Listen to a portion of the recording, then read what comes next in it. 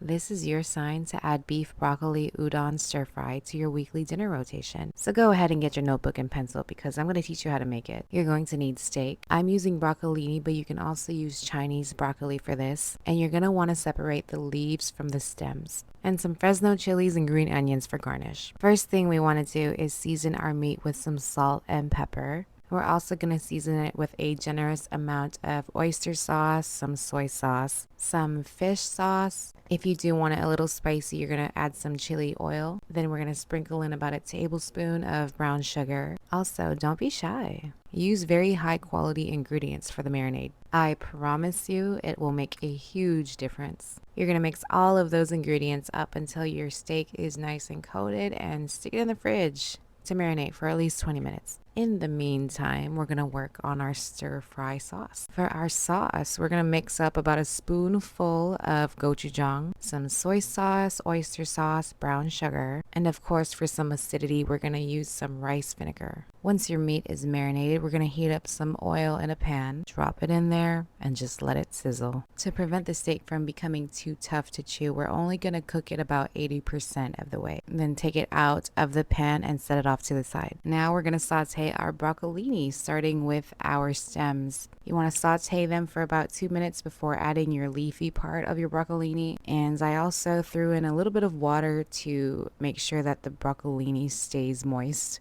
and chewy. We don't want it to burn out and get crispy. We're going to return our beef back into the pan and let it cook through the rest of the way. In the meantime, we're going to boil our noodles for 1 minute. No more, no less, because they're just going to get soggy. Toss your noodles into the pan with your beef and your broccoli, and then final step is to add in that stir fry sauce that we made earlier. You're going to want to make sure that your heat is on high for this one because you want all of that good sauce to caramelize into the noodles and soak all of it up. We're going to top our noodles with a little bit of green onion and Fresno chilies, and you are done.